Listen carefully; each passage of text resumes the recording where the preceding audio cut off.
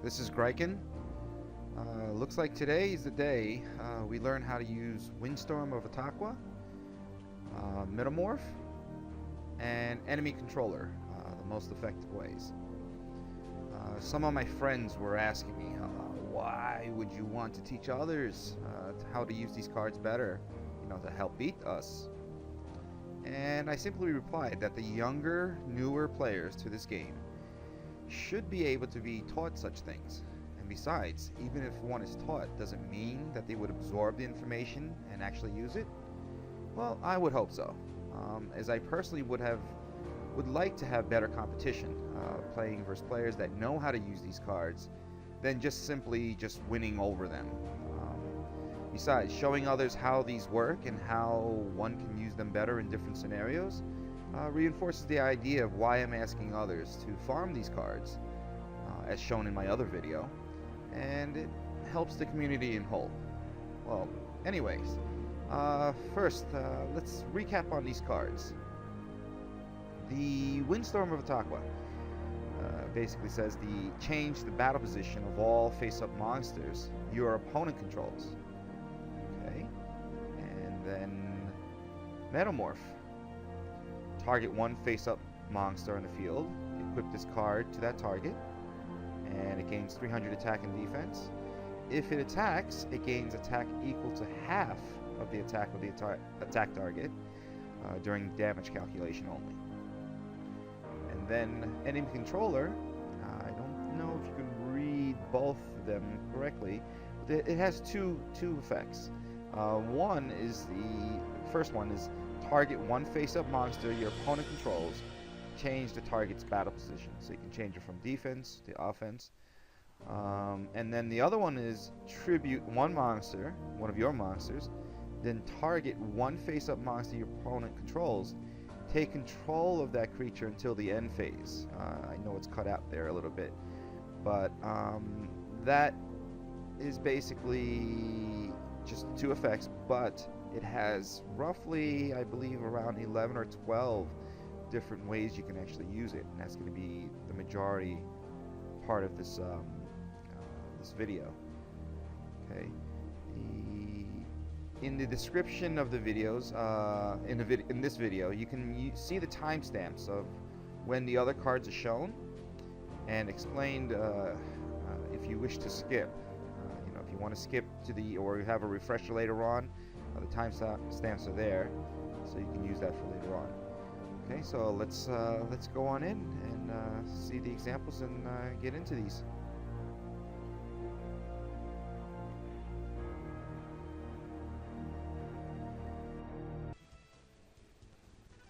Okay, here's a scenario where the opponent has a creature out and sends out another one, and basically is going to attack. You have the Windstorm of Etaqua on the board set already. Okay, and thus when he initiates an attack from here, during the declared battle, activate,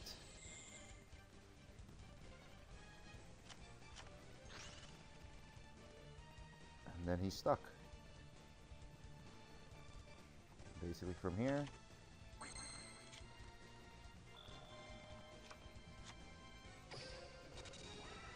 just go on in and go for the kill of these critters.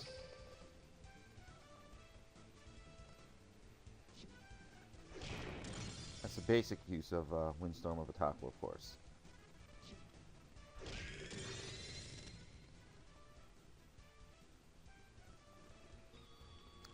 Okay, here in this scenario, we've got the opponent against the ropes, and face down we have a Windstorm of Etaqua that was set already.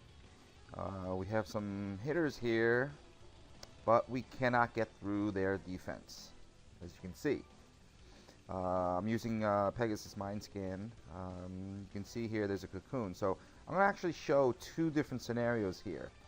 The first scenario right here, which I will explain, if I activated this now, this would turn the first two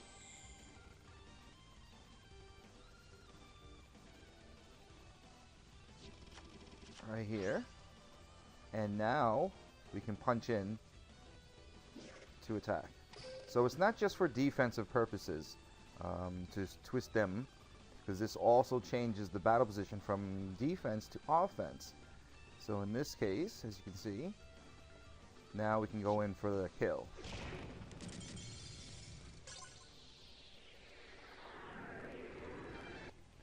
Okay, so now here's the other scenario. We have him about half life, 2300 life. We only have 2 cards left, so we have to get in. We pretty much ran through the spells and traps. We know we don't have that much, and we have nothing but creatures in our hands right here. So how do we punch in to kill this opponent? Well, we don't. Right now we have the luxury of seeing that this is a cocoon. We've already hit the Ghost of Fled Dreams one time, and we flipped them over, and we know that we can't punch through that. And let's just say we don't know what that face down is, but we still need to somehow punch through. We have a face down Windstorm of Etaqua. We can flip this guy, but we wouldn't be dealing lethal damage. So here we're gonna go like this. Punch in with this. We have enough life points, so we're gonna go with Greffer. This is it. You declared you want to activate. Here you could, but we cannot flip the face down. So we're gonna wait for it to hit. We still have another 2 attackers. Then at this point we can activate effect. Now they're both face forward, and now we can deal lethal damage. Well, almost.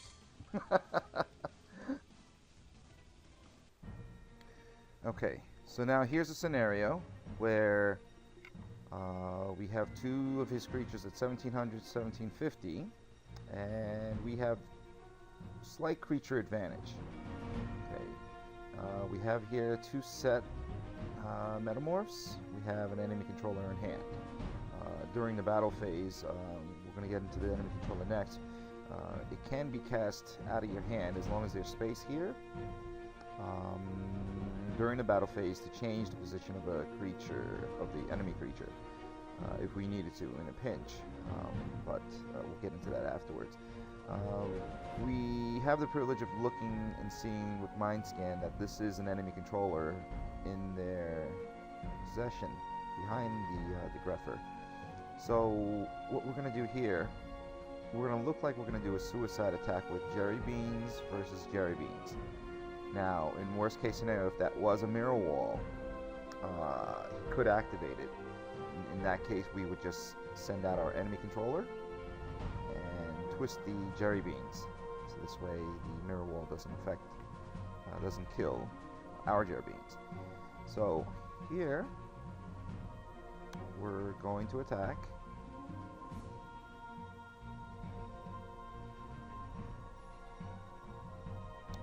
And in declared battle, we can do all these effects.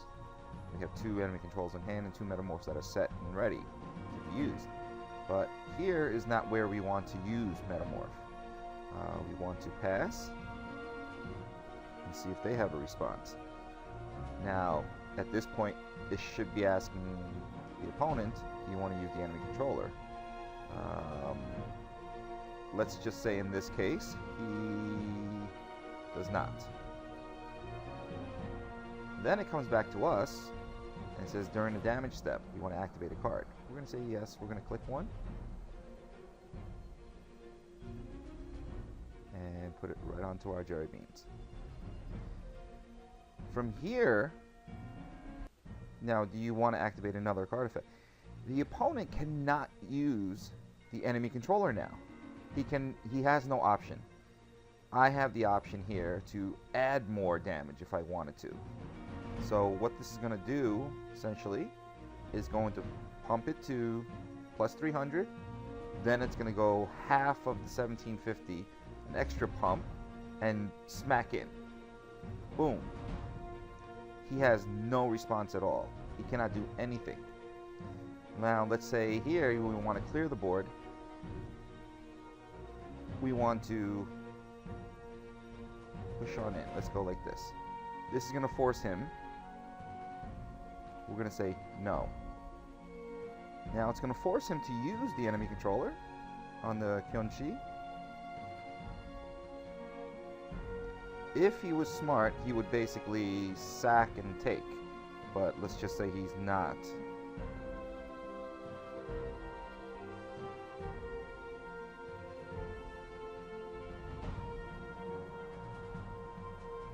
Do we want to do anything? We say no. Okay. We have other options with enemy controller at this point, but we're not getting into that right now. Right now we're getting into this.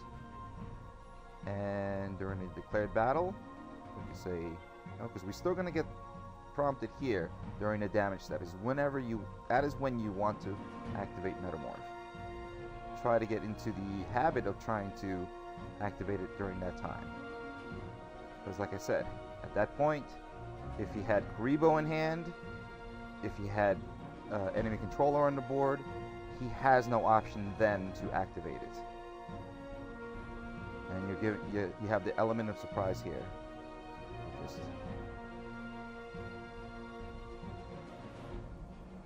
Okay, now in this scenario with Metalmorph, we have the opponent having a 1700, 1750, 1750 creature.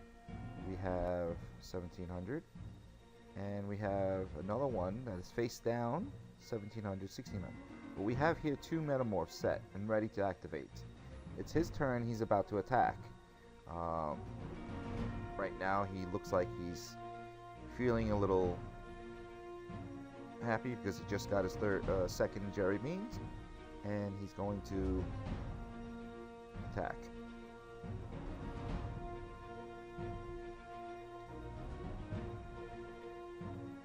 Now here, damage step. Damage step is when you want to activate and pump up, because here, remember, Metalmorph activates and gains 300 attack. So here we're going to activate it, give him a little surprise, make sure we activate it on the right guy, pump him up. Do you want to activate another one? No. But here, again, you have the request. And he cannot do anything. Right? We know that he has an enemy controller in the hand because the other person that is helping out told us. So he has no response. So now here, he's thinking like, okay, now what do I do here?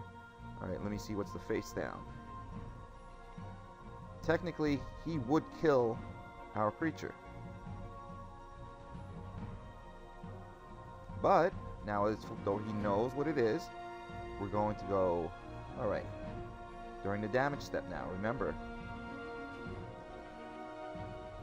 And now we're going to save our creature from dying. And now he has no option with his Jerry Beans. What's he going to do with the Jerry Beans?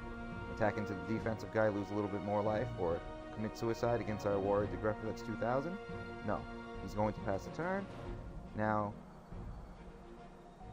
he had no chance to set anything, no enemy controller, no nothing from his, even though we know that he has it in his hand, because he was in a battle step. So he could not set it. Now, we have the total advantage. And just run over his guys.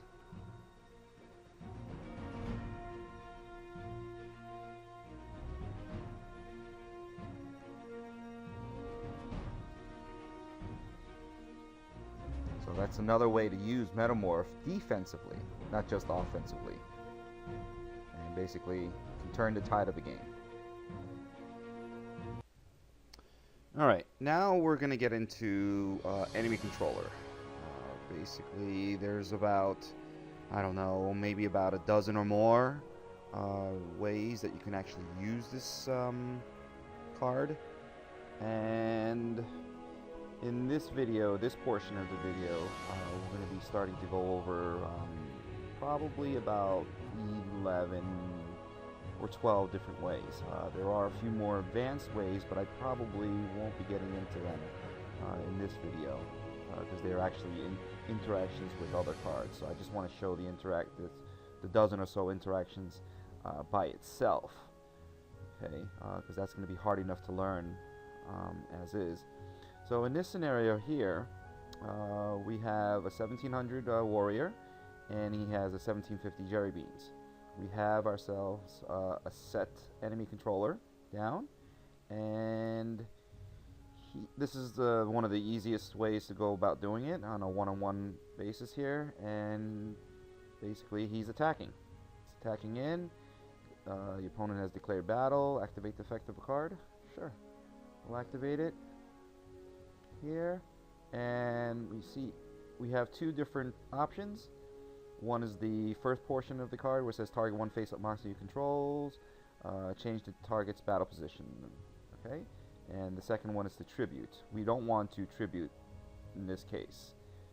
So here we're just going to do a simple twist of the card, of the monster here. We're just going to twist him sideways, and then he has basically nothing else to do.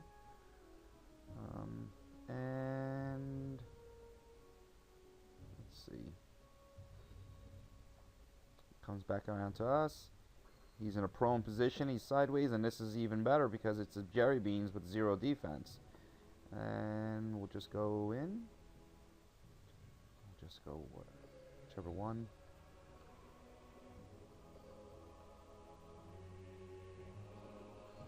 Alright, so that's the easy one.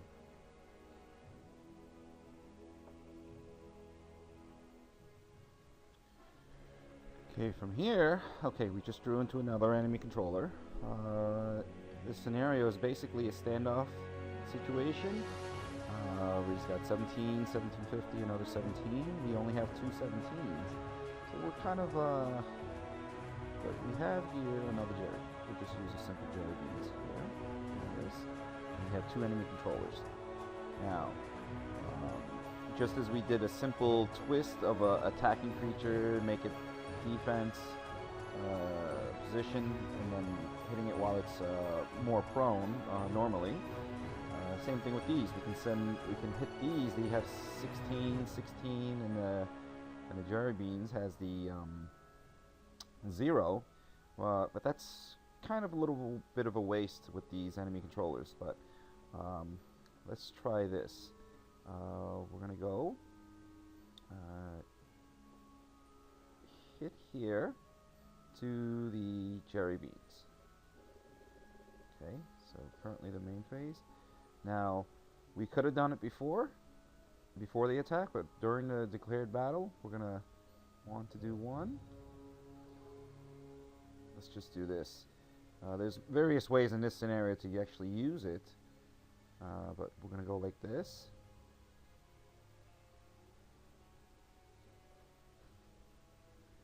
And just leave that alone.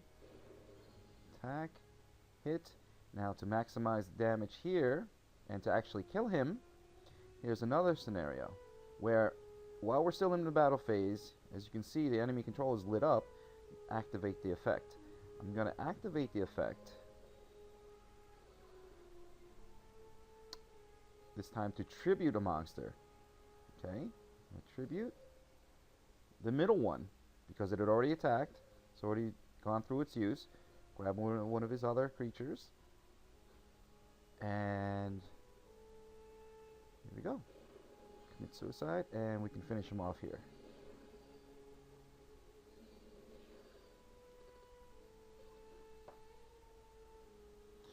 Alright, now in this scenario we have the luxury of having 2 enemy controllers in hand, and another one on the field that was protecting the boys. Let's just say we just drew into this Metalmorph and we cast out the Jerry Beans. Now in this scenario, in this we have Mind Scan, so we know that's a cocoon, but we are going to pretend we don't know what that is at all. It's a standoff between these identical creatures, basically, here. And so how can we plow in and kill him? He's got 600 life points. Alright, well, one way we can do this is basically probing in. If you had this many enemy controllers, you can definitely win, but let's just say we only had one.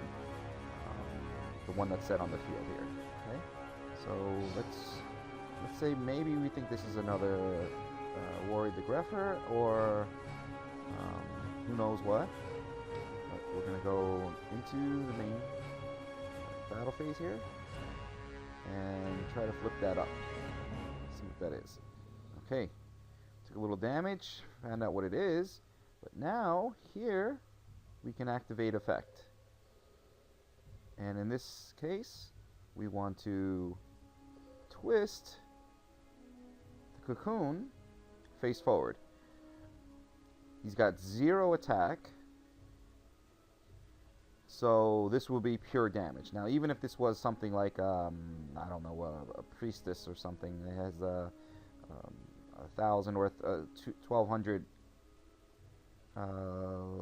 1,000 life points attack, that would do 750 damage. So in this case, it's going to do pure damage all the way through, 1750.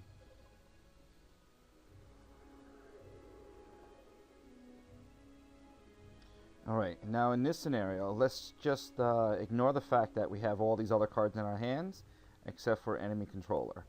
Okay, the other one's just there. Let's say we just drew into this Dunamis Dark Witch. So, and that's the only creature card we had. Okay, so we cast that out. And during the heat of the battle, let's say we've already noticed that, okay, there's no pausing. So the guy doesn't have any more Karibos in his hand. And right now he has nothing in the back row.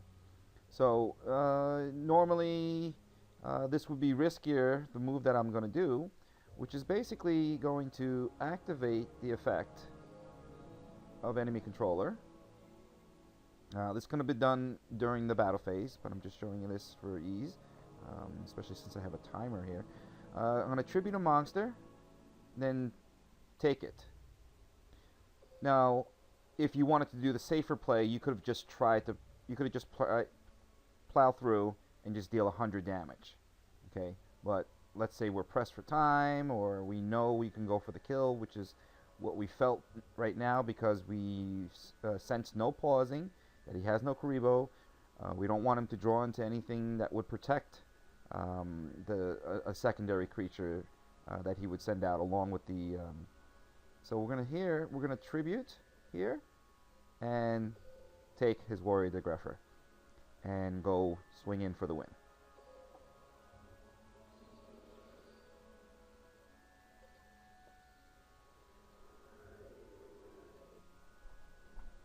Alright, here's another scenario. We just drew into an enemy controller. Okay, let's just say that we don't have the Shard of Greed on the board right now. Let's just get rid of it right now.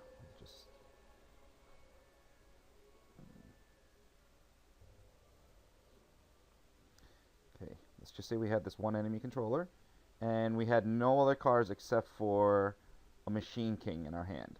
Machine King is a 6-star creature, which needs one creature to sack or tribute to bring it out, and it's a pretty strong one. It says 2200, but it's the effect on this card gives it 100 plus 100 for each machine type, and it counts itself as a machine type. So that's 2300 attack and 2000 defense. Now we see in front of us right now 2 creatures that twins. They're all Warrior the Greffers, 1700. Remember, we only have a Machine King in our hand, and we just drew into an enemy controller. The rest just ignore. Just pretend we don't have those. And so we go like this. We know in the heat of the battle, we've sensed some pausing, so we know there's something behind here. We have mind scan, so we know that it's a Windstorm of Etaqua. But we are thinking, okay, what kind of trap could it be? We're not really that sure. In the worst case scenario, it could be mirror wall. And then we also sensed maybe there was a possibility of a Karibo in hand. Okay, so what we can do here, depending on the stage of the game and all, but in this case, let's say we did this. We tribute a monster to take over a monster. And we're going to take over his. Now, if we had no other creatures in hand and we just, I don't know, maybe we want to commit suicide or try to, but most likely it's going to be twisted. So it's going to, and then it's just going to go back into his possession. Well, here we're going to bring out tribute a monster, which is his monster. We're tributing his monster, but it's in our control right now. This way, that's never coming back. He now only has permanently one creature on the board, unless he drew into one or has one in his hand. So now we have the 23-2000.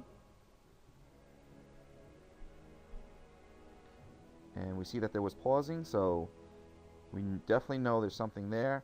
But because of the hefty 2000 defense, it's better to attack in with this than it was with the other, with the warrior, because that was weaker.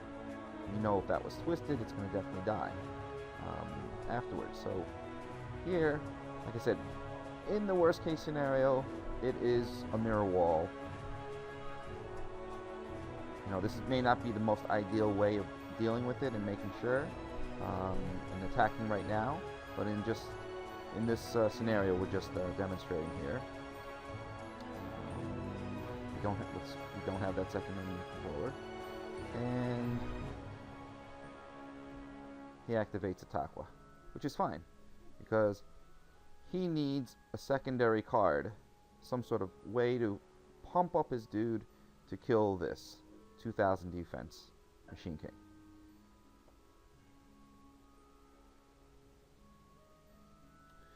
Okay, in this scenario, we see that in the heat of the battle here, he sends out Jerry Bean. Okay, 1750, 1750. Now, he's thinking right now, and he has 1850 life. Basically, on our turn, let's just say we had none of these cards in our hand. Okay, that's in our hand right now. We can smack the Jerry Bean and kill his Jerry Bean, commit suicide, and they will both die, and then I can smack in for 1700. He'll still be at 150 left. Okay, well, if he sets no trap, we already know that he has no Karibo in hand. So right now, this is what I call going for the jugular. Okay, I already know there's nothing there and behind him, and there's no Karibo in hand, or at least I didn't sense anything of that sort. We have no other creatures. We have only an enemy controller. We have no other card, let's say, okay, in our hand. Now we're going to activate the effect. Just simply here. Sack dude. Take over his. Instead of giving him a chance to come back. This way, and let's smack him with his own Jerry Bean. And you go for the win.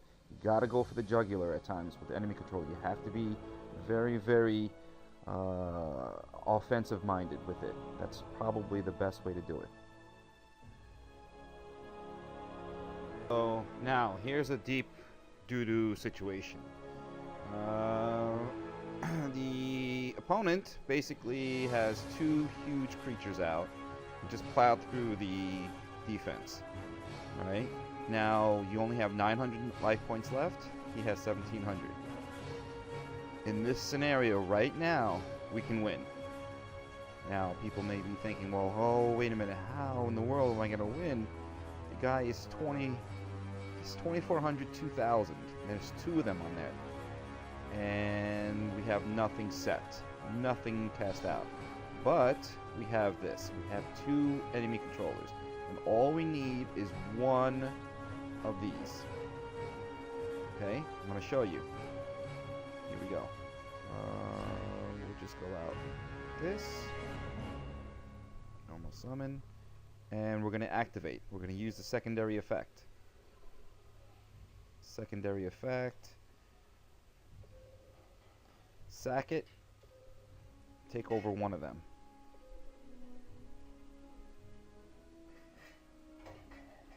Then we do it 1 more time with the second one. Activate. Second.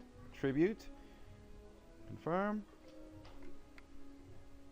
Now this could also be done during the battle step, but let's just say we know because we see nothing in the back row of his, and we know that he has no Kuriboh prior. So we see this, and we just swing in for the win. An almost no win situation turned around by 2 enemy controllers and 1 creature.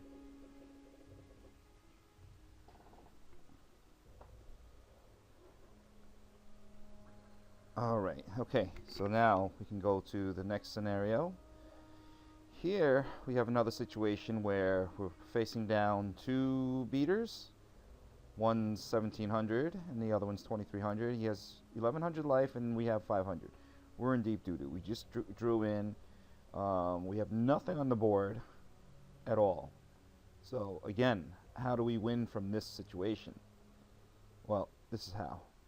Basically, we just get 1 creature. We need to kill this warrior. So the only thing we have is a Jerry Beans Man or a Master Kyunchi.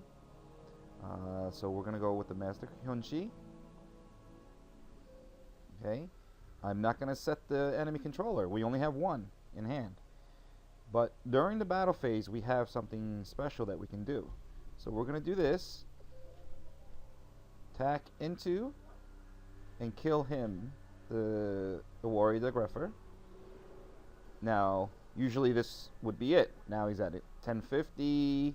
We pass the turn. Maybe if we set this, we can maybe defend. You know, that's what most people would do. But here, in this situation, here, we're still in our battle phase, as you see. Still in the battle phase. So here, we're going to activate it. It's a quick spell. Quick play card, or an instant. We're going to sack. We're going to tribute our monster. Take it over. Take over his creature. And swing in for the win.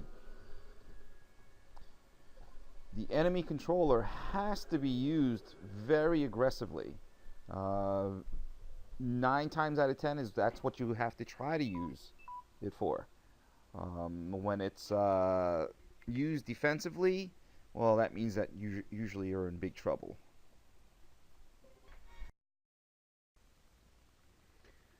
Okay, and this concludes the Windstorm of Etaqua, Metalmorph and Enemy Controller tutorial. I thank everyone for watching all the way until the end of the video, and I hope everyone can give some positive comments or suggestions. Also subscribe, and I guess I'll try to catch you guys later on in the Discord chat. I'll talk to you guys later. This is GRYKAN signing out.